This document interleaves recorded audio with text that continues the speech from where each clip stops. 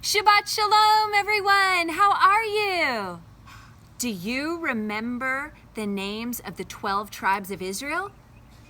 They're in today's aliyah. Let's see. We have Reuben, Simon, Gad, Judah, Issachar, Zebulun. From Joseph, we have Manasseh and Ephraim. We have Benjamin, Dan, Asher, and Naphtali. In today's aliyah, Adonai tells Moshe to count the people. He counts all the men who are of fighting age, old enough to serve in the army. He also counts some women. For example, Zelophehad had no sons, so his daughters were counted. And Asher's daughter, Sarah, is also listed. But why is Moshe counting the people again? Didn't he count them already 38 years ago? He did, but this is a new generation. Most of the first generation had died out. Do you remember why they died out? Well, let's remember, let's think. Adonai said the older generation would die in the desert and never enter the promised land.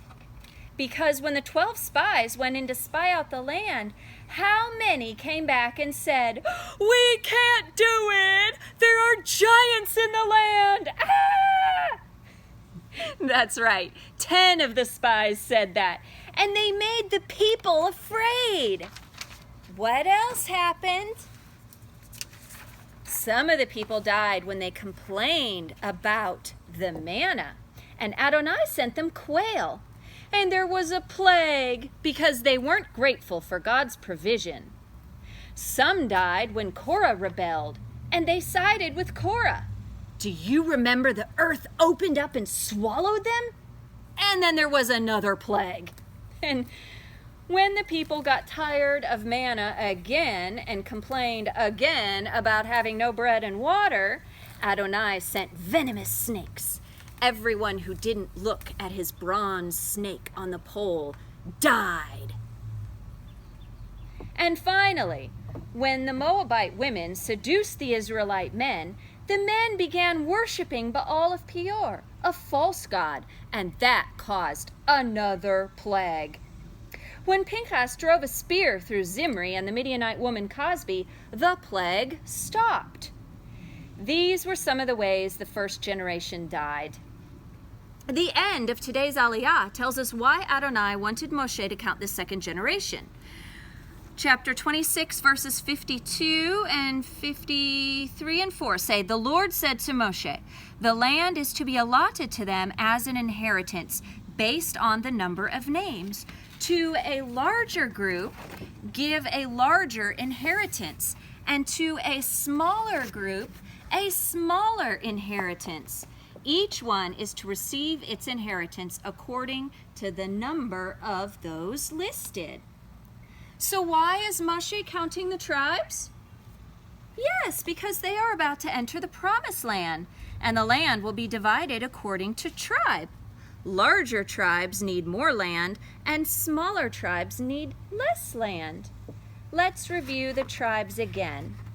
Do you see one that is missing? I'll give you a hint. Pinchas is a member of it. And in the first aliyah, Adonai says, "I am making a covenant of peace with him. He and his descendants will have a covenant of a lasting priesthood because he was zealous for the honor of his God and made atonement for the Israelites." So which tribe has the covenant of the priesthood? Do you remember? It's the tribe of Levi. Yes. So why isn't Levi counted here in the second aliyah? Because the Levites have Adonai as their inheritance rather than the land. But they are a very important tribe, and they will be counted in the third aliyah coming up. So as we can see, the first generation is almost completely gone, And the second generation is preparing to enter the land. Shabbat Shalom.